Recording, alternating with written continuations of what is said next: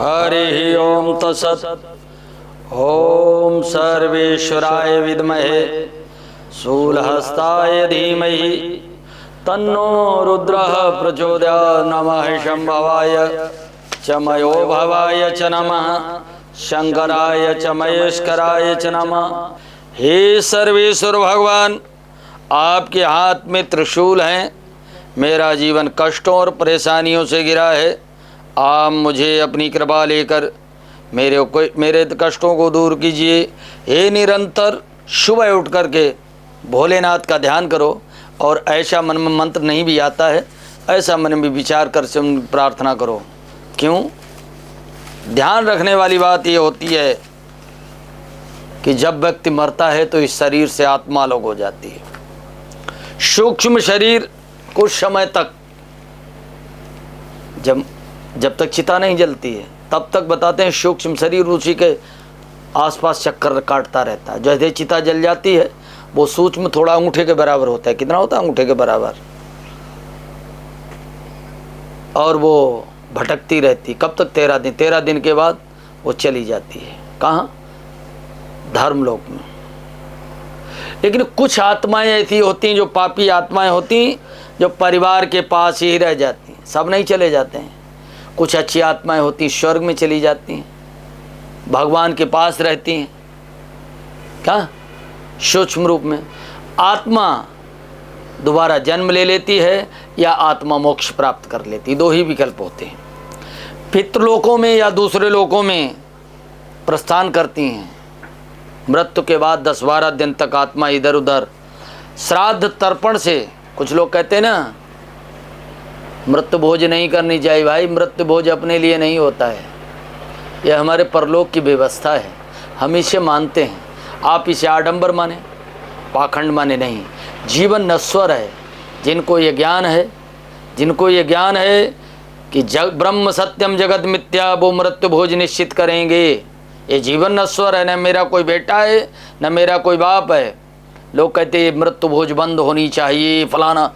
ये मृत्यु भोज कोई किसी के व्यक्तिगत रूप से नहीं, ये एक प्रकार का परलोक में रहने वाली विधि है कि अपने कुल और गोत्र के रहने वाले व्यक्ति उस सूक्ष्म शरीर को भी परमात्मा तक पहुंचाने के लिए, आत्मा को ईश्वर तक पहुंचाने के लिए एक टैक्स है। दूसरा, कब कौन मरा, कौन जवान मरा, कौन बूढ़ा मरा, ये नहीं निश्चित है। आत्मा अजर अमर है, सूक्ष्म शरीर अलग है। अच्छे कर्मों वाले ऊंचे लोक को प्राप्त होते हैं और बुरे कर्मों वाले नरक में प्राप्त होते हैं, ऐसा माना जाता है। केवल सूक्ष्म शरीर को, मैंने पहले भी कहा, शुक्र का बीज मंत्र ध्यान रखिएगा। जिसका शुक्र अच्छा ना हो, द्रांग द्रिंग ग्रौंग सा शुक्रवे नमः। जिनका शनि खराब हो, प्राम प्रीम प्रौम सा शनिश्चराय नमः। शनिवार वाले दिन तेल से अभिषेक करें किसी पत्थर के, कोयले की शिला का। शुक्र जिनका खराब हो वो कांच के टुकड़े का दूध और चावल से अभिषेक करें, द्रांग द्रिंग द्रौंग। और जिनका बुध खराब हो, वो भगवती का तांबे के लोटे में दूध से अभिषेक करें, ब्राम ब्रीम ब्रौम सा बुधाय नमः। या देवी सर्वभूति बुद्धि रूपेण संस्था नमस्तस्यै नमस्तस्यै। राहु अगर जिसका खराब हो, और काल भैरव का, इसे अब आप कहेंगे मदिरा से अभिषेक करें। ओहो, ब्राह्मण के लिए नहीं, जल से अभिषेक करो भैरव का। और सबके लिए मदिरा से अभिषेक करो। भ्राम भ्रीम भ्रौम सारा हुए नमः। इस मंत्र का जाप करोगे जरूर, निश्चित रूप से देश के गृह मंत्री या रक्षा मंत्री बनोगे 100%, अगर आपका राहु उच्च का है। केतु, मछलियों को दाना डालते जाओ, इस मंत्र को बोलते जाओ, त्रांग त्रिंग त्रोंग सा केतवे नमः। अष्टम भाव बहुत डेंजर होता है, ध्यान रख। क्यों? जन्म कुंडली में क्यों डेंजर होता है? कि मृत्यु भाव देखा जाता है। लेकिन यहाँ से मोक्ष भी होता है, यहाँ से धनवान भी होता है व्यक्ति। संसार के बंधनों से मुक्त होता है यदि 8वां भाव, इसे खतरे का भाव भी माना जाता है। यहाँ जो ग्रह बैठे होते हैं, विशेषकर मंगल और केतु नहीं बैठे होनी चाहिए। मंगल अगर केतु हैं तो जीवन बंधन युक्त होता है, संघर्षों परेशानी जिम्मेदारियों से भरा होता है। शुक्र अगर यहाँ से बैठा हो तो पत्नी से प्रॉब्लम होती है, मंगल यहाँ बैठा हो तो वैदिव्य योग होता है। और किसी स्त्री के 8वें घर में बैठा है तो पत्नी और पति में लड़ाई झगड़ा होता है। शनि अगर है तो जानवर से खतरा होता है। गुरु अगर हो 8म भाव में नीच का हो तो अज्ञानी बनाता है। उच्च का अगर बैठा हो तो महा प्रोफेसर बनाता है, डॉक्टर PhD डॉक्टर बनाता है या वाइस चांसलर बनाता है। बुध अगर हो नीच का तो कर्जा कराता है, नहीं तो रिश्तेदारों से संबंध। चंद्रमा अगर हो तो माँ का सुख बहुत भव्य अच्छा अगर हो, बुरा हो तो मृत्युकारक रोग पैदा देता है। सूर्य अगर हो उच्च का तो सरकार में मंत्री बनाता है, जमींदार बनाता है। और नहीं तो आँखों का रोग, जिसका चरित्र साफ है उसका जन्म कुंडली में सूर्य खराब नहीं होगा बल्कि उच्च का होगा। जिसे माँ की सेवा का भाव है उसका चंद्रमा उच्च का होता है। कर्क का होगा या वृक का चंद्रमा, वो मातृभक्त होगा। जिसको कभी क्रोध नहीं आता उसका मंगल बहुत बढ़िया होगा, उच्च का होगा। मकर का मंगल होगा, सौम्य स्वभाव में होगा। जिसकी वाणी साफ सुथरी सीधी है उसे बुध और शुक्र की द्वितीय भाव में युति है। नहीं तो बुध उच्च का है, इसलिए उसका जो है वाणी गुरु है। वाणी बिन, ठीक है।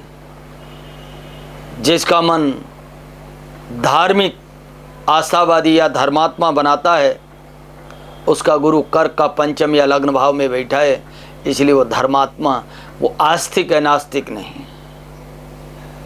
जिसके मन में स्त्रियों के प्रति माँ और सम्मान का भाव रहता है उसका शुक्र उच्च का होता है। किसका? शुक्र उच्च का होता है, लग्न भाव में होता है। जो हमेशा सही कर्म करता है, आदर्श कर्म करता है, उसका शनि लग्न या 7म भाव में उच्च का बैठा होता है। जिसके मन में राग द्वेष जलन ईर्ष्या कभी उत्पन्न ही नहीं होते हैं, वो छल प्रपंचों से विहीन होता, शुद्ध सरल स्वभाव वाला होता है, निर्मल मन वाला व्यक्ति होता है, उसका राहु उच्च का होता है। और जो कभी पाखंड झूठ दिखावा व्यवहार में आचरण में और अपने व्यक्तिगत जीवन में नहीं रखता है उसका केतु 8म या द्वितीय भाव में उच्च का होता है। नीच का सूर्य अपमान देता है, चिंताएं छोड़ता है। यदि नीच का है, मान लीजिए 6ठे घर का सूर्य लग्न में बैठा है या 6ठे घर में बैठा है तो उसे अपमान ही मिलता है। शनि मेष का द्वितीय भाव में बैठा हो या 10म भाव में बैठा या 11वें भाव में बैठा हो तो व्यक्ति की मेहनत व्यर्थ जाती है, कलंक लगता है। जिसका मकर का गुरु 12वें घर में हो तो उसका मार्केश बनता है। जिसका नीच का गुरु मकर का लग्न या अन्य भावों में पड़ा हो, द्वितीय भाव में, तो वो अज्ञानी मूर्ख होता है। कितना भी पढ़ाओ उसके पढ़ाई में मन नहीं लगता, उसके माता पिता परेशान रहते हैं। और तृतीय भाव में अगर गुरु बैठे हो नीच के तो व्यक्ति अनपढ़ होता है। मंगल यदि नीच का है, लग्न 8म ज्या और 12वें भाव में, तो पत्नी से विवाद या पति पत्नी में दो में से एक का न होना, क्रोध झगड़े और वो कन्नी काट वाला व्यक्ति होता है। यदि नीच का शुक्र अगर आपकी कुंडली में है, लग्न में,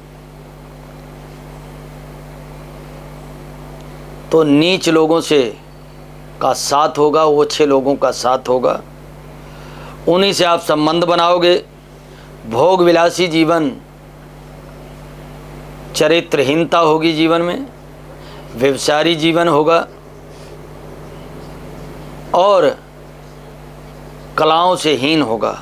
नीच का चंद्रमा व्यसन पैदा करता नशा युक्त व्यक्ति होता है, गलत रास्ते पे व्यक्ति जाता है।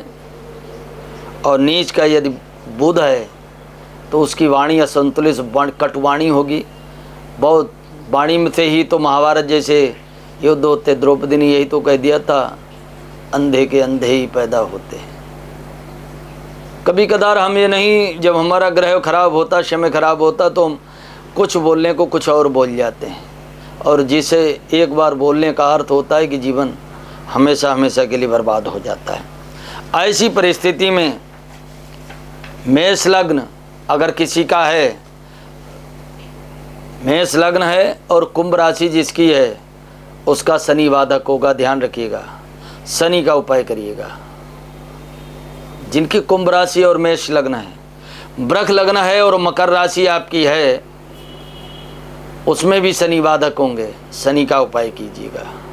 मिथुन लग्न है और राशि आपकी धनु है, धनु राशि है, जन्म कुंडली में अगर आपकी मिथुन लग्न हो तो आपके बृहस्पति आपको आगे नहीं बढ़ने दे रहे, बृहस्पति का उपाय करें। वृष राशि आपकी है और कर्क लग्न है तो शुक्र बाधक हैं, शुक्र का उपाय कीजिएगा। शुक्र का उपाय, शनि का उपाय, शनि का उपाय मैंने बताया ना, शनिवार को पीपल के नीचे दीपक जलाना, तेल का दान देना, काले वस्त्रों का दान देना। बृहस्पति के लिए वीरवार को पीपल और केले के नीचे दीपक जलाना और लक्ष्मी नारायण का की उपासना करना। शुक्र बाधक हैं तो मां लक्ष्मी का और लक्ष्मी का व्रत रखिएगा। शुक्र आप, मेष राशि आपकी है और सिंह लग्न है तो मंगल बाधक होते हैं, हनुमान जी की उपासना करो, बजरंग बाण का पाठ करो। मीन राशि है आपकी और कन्या लग्न है तो आपके बृहस्पति बाधक हैं, तो हमने आपको बता ही दिया। सिंह राशि है और तुला लग्न है तो आपके सूर्य बाधक हैं, गायत्री मंत्र और सूर्य गायत्री और सूर्य को अर्घ दो संडे को। कर्क राशि है आपकी, वृश्चिक लग्न है जो चंद्रमा बाधक होंगे, चंद्रमा का उपाय करो, भगवान शंकर सोमेश्वर का अभिषेक करो, ओम नमः शंभवाय, क्या क्या दूध दही शहद पंचामृत बनाओ और सोमवार की शाम को 11 बेलपत्र चढ़ाओ। उससे पहले भगवान भोलेनाथ सोमेश्वर चंद्रमौली का अभिषेक करो, चढ़ाओ। देखो आपके सारे, मिथुन राशि आपकी है, धनु लग्न है, उसमें बुध बाधक होंगे, बुध का उपाय करो, किसी हिजड़े को बुधवार को दान करो, वस्त्र इत्यादि, गायों को हरा चारा डालो और भगवती दुर्गा का अभिषेक करो। कब? बुधवार वाले दिन उनका पाठ करो, दुर्गा सप्तशती का हो सके पाठ करो, दुर्गा चालीसा का पाठ करो। वृश्चिक राशि अगर आपकी है और मकर लग्न है तो इसमें मंगल बाधक होंगे, तो मैंने बता ही दिया आपको कि हनुमान की उपासना करो मंगल में, या मंगला देवी एक उनकी उपासना करो, बजरंग बाण का पाठ करो और हनुमान जी के चरणों का वंदन लगाओ। तुला राशि आपकी और कुंभ लग्न अगर है तो शुक्र बाधक हैं, वैभव लक्ष्मी का व्रत कीजिएगा। कन्या राशि और मीन लग्न है आपकी तो बुध बाधक हैं, तो बुध के लिए भगवती दुर्गा की उपासना कीजिए। बाद में कि यद्यप आप ऐसा मानते हैं तो अपनी जन्म कुंडली हमारे यहाँ रजिस्ट्रेशन कराइएगा। क्या रजिस्ट्रेशन कराइएगा आप आज की न्यूज के चैनल में। आचार्य परमेश झा आपको मिथिलांचल के उच्च कोट के विद्वान ब्राह्मण हैं और बड़े सात्विकी जीवन जीते हैं, सरल स्वभाव वाले हैं, इन पर रजिस्ट्रेशन कराइए, अपनी जन्म कुंडली डेट ऑफ बर्थ दीजिएगा, आपको 100% 100% प्रोडक्शन करके बताया जाएगा और उसके उपाय भी बताए जाएंगे। राजयोग के क्या क्या लक्षण हैं? बृहस्पति सुरपूज्य चंद्रमा केंद्रवर्ती बहुशुभ धन वृद्धि ही कर्म साध्यम नारायणाम रविशुद्धशाल सशिल में भानुजीव त्रिकोणे क्षित शुद्ध दशमस्थे राजयोगम वदंती। जिस पुरुष के शुक्र बृहस्पति और चंद्रमा जन्म कुंडली में लग्न में राज कुंडली में केंद्र में हो, या शनि या चंद्रमा लग्न में हो, अथवा सूर्य व बृहस्पति त्रिकोण में हो, मंगल दशम भाव में हो, वो अपने आप ही राजयोग बन जाता है, पूछने की जरूरत नहीं, वो राजा जैसा ही होता है। ध्यान रखने वाली बात, चंद्रमा अगर आपका नीच का है तो आप तैराकी मत सीखिएगा, तैरना आपके लिए पानी खतरनाक हो सकता है। मंगल आपका नीच का है तो किसी हथियार वाहन इत्यादि इलेक्ट्रॉनिक बिजली जैसे यंत्रों से आप छेड़खानी मत कीजिए। बुध आपका अगर लग्न में खराब हो तो विष की समस्या आपको हो सकती है, कोई विषैली चीज़ों से आप ज़्यादा दिन का रखा हुआ भोजन इत्यादि, दही शहद इत्यादि नहीं लिए। गुरु आपका है नीच का तो आप टहलिएगा, डेली 5 किलोमीटर दौड़ लगाइएगा, मेडिटेशन कीजिएगा, नहीं तो मोटापा बढ़ जाएगा। ध्यान रखिएगा, मोटापा नहीं बढ़ने दीजिएगा।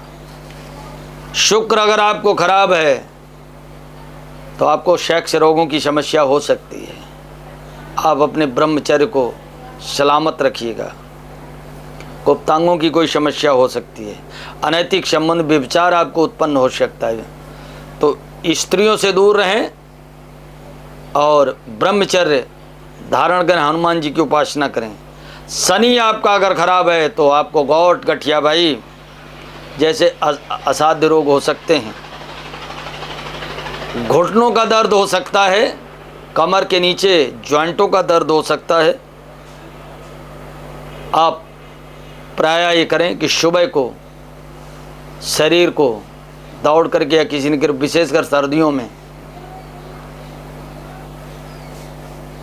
हीट ऊर्जा प्रदान करें। राहु अगर आपका खराब है तो गाड़ी घोड़ा वाहन संभल कर चलाएं, हेलमेट इत्यादि लगाएं। राहु और केतु जहरीले जीवों से सावधान हैं। सूर्य के साथ शनि अगर है तो शनि को वृद्धि प्राप्त हो जाती, इससे आपके कार्यों को अंतिम अंजाम मिल जाता। अगर लग्न में शनि के साथ मंगल हो तो मंगल को वृद्धि मिल जाती, ताकत मिल जाती है। यह आपको इसलिए बता रहा हूं कि आप जो कहते हैं कि ये आचार्य जी पता नहीं क्या क्या बोल देते हैं, होता तो कुछ है नहीं, मेरे को बेवकूफ़ बना रहे चैनल पर बैठे, नहीं, मेरा उद्देश्य नहीं। आपके लिए वो चीज़ें ढूंढ के लाऊंगा, वो ज्ञान ज्योतिष के ज्ञान की विधाएं रखूंगा जो आज तक किसी ज्योतिषाचार्य से न तो सुना होगा न देखा होगा। गुरु के साथ चंद्रमा अगर है तो वैसे भी गजकेसरी योग होता है। क्या होता है? चंद्रमा, वैसे चांडाल योग भी बनाते हैं गुरु और चंद्रमा, लेकिन गुरु से चंद्रमा को फल मिल जाता। चंद्रमा आदि नीच के भी हैं तो पावरफुल उस घर के हो जाते जिस घर में बैठे हैं, जिस राशि में बैठे हैं। चंद्रमा के साथ शुक्र अगर हो तो शुक्र पावरफुल हो जाता। क्यों? वृष राशि का चंद्रमा उच्च का होता है, और बृहस्पति के साथ चंद्रमा की राशि में बृहस्पति पावरफुल होते हैं। क्या? उसी प्रकार वृष में जब चंद्रमा उच्च के हो जाते तो शुक्र पावर मिल जाता है। सूर्य के साथ शनि हो, मेष राशि में सूर्य उच्च के हो जाते हैं। क्या? मेष में, तुला में शनि उच्च के हो जाते हैं, और मेष जो है सूर्य मिलने से शनि पावरफुल। इसी प्रकार से शुक्र के साथ बुध हो तो बुध के बल में वृद्धि हो जाती है। क्यों? कन्या का शुक्र उच्च का माना जाता है, कन्या राशि का, और कन्या का स्वामी बुध है। तो क्या होता है, स्वाभाविक चीज़ है, बुध को पावर मिल जाती है। बुध के साथ अगर चंद्रमा हो, बुध के साथ चंद्रमा हो, चंद्रमा भी कन्या राशि का उच्च का माना जाता है, तो चंद्रमा को वृद्धि मिल जाती है। बुध जो है इस प्रकार से, ये कुछ चीज़ें मैंने आपके सामने रखी। मेरा सभी से, हम लोग सभी भारतवंशी हैं, भारतवासी हैं। हम अपनी संस्कृति में पले बढ़े, अपनी आबो हवा में पले बढ़े। जो यहाँ की हवा, जो यहाँ का मौसम हमें शूट करेगा वो विदेशों का नहीं करेगा, बल्कि हमारे ही देश में इधर उधर हिमालय की तरफ से कुत्ते ले आओ तो यहाँ मर जाएंगे, यहाँ के कुत्ते हिमालय में ले जाओ तो वहाँ मर जाएंगे, वहाँ के लोग जून में यहाँ आ जाएंगे तो यहाँ मर जाएंगे, यहाँ के लोग माइनस में पहुँच जाएंगे तो वहाँ मर जाएंगे। तो हमारी संस्कृति, हमारा कल्चर, हमारा अध्यात्म, हमारा मौसम हमारे ही जीवन में गति और प्रगति प्रदान कर सकता है। आप सोचें कि अमेरिका में भगवान ने अवतार क्यों नहीं लिए? नहीं लिए, क्योंकि वहाँ ये संस्कृति नहीं थी। लेकिन कहो अमेरिका उस समय हो सकता भगवान के अंडर में तो होगा, हो सकता भगवान के लिए वहाँ की जलवायु अनुकूल ना हो। और ये तो हम आप सभी मानते हैं, इस ब्रह्मांड को चलाने वाली कोई ऊर्जा तो निश्चित है, सबसे बड़ी ऊर्जा वही भगवान शिव है। और हम जिस पृथ्वी पे रहते हैं, उस पृथ्वी, उस भूमंडल पर, इस ब्रह्मांड में हजारों ऐसी पृथ्वी, हजारों सूर्य, करोड़ों गैलेक्सी एक है। जहाँ समय रुक जाता है उस गैलेक्सी के उस पार ब्रह्मलोक, स्वर्गलोक, ये सब है। ऐसा नहीं हम तो अपने जीवन को ही नहीं जान पाए, तुम हमें भला क्या जानोगे, ज्योतिष को क्या जानोगे, सनातन धर्म के धर्म शास्त्रों को भला क्या। उसके लिए तो बहुत ज्ञान की आवश्यकता है। और जब 24 घंटा में दिन रात होते ये भी हमें नहीं पता, हम अंधे हैं या हमें दिखाई दे, क्योंकि हम रिफ्लेक्शन से देखते हैं, हमें ये भी नहीं पता। हम सो जाते हैं रात में, हम कहते हैं रात हो गई, रात कहीं नहीं हो गई, हम अंधे थे, अंधे हैं। हमारे सामने जो रोशनी आ जाती है हम उल्टा समझते हैं। क्या? इसलिए एक कहना, जब तक ज्ञान से संपन्न का नहीं। एक व्यक्ति शंकराचार्य जी को मिला था, उसने कहा ये बताओ, ये सनातन धर्म के धर्मशास्त्र, ये धर्मशास्त्र नहीं, इस ब्रह्मांड के रहस्यमय चीज़ों को उजागर करने वाले ये शास्त्रीय विज्ञान है। इन्हीं को देख कर आइंस्टाइन पैदा हुआ था, इन्हीं को देख करके दुनिया के बड़े बड़े महावैज्ञानिक, नासा जैसी संस्था का, इसी ज्योतिष के माध्यम से नासा, अमेरिका की नासा जैसी संस्था की भी उत्पत्ति हुई है। और हम उसे कह देते हैं ये तो पंडितों की झूठ के ऊपर खड़ी की गई एक ज्योतिष की क्रिया नहीं। जागो भरतवंशियों, जागो, मेरा आपसे अनुरोध है, ये तुम्हारे जीवन आने वाली पीढ़ियों की लिए एक धरोहर है, तुम्हारे लिए कल्याणकारी है। इसको समझो और इसके पीछे लग जाओ। तुम्हारे जीवन में और तुम्हारी पीढ़ियों के आने वाली नस्लों के लिए कल्याणकारी ही कल्याणकारी है। हमारा हम आज हैं, कल नहीं है। ये सनातन धर्म के धर्म शास्त्रों ने ही कहा रहनी क्या चाहिए हमारी धर्म और धर्मशास्त्र और संस्कृति। प्रेम से बोलिए वृंदावन बिहारी लाल की।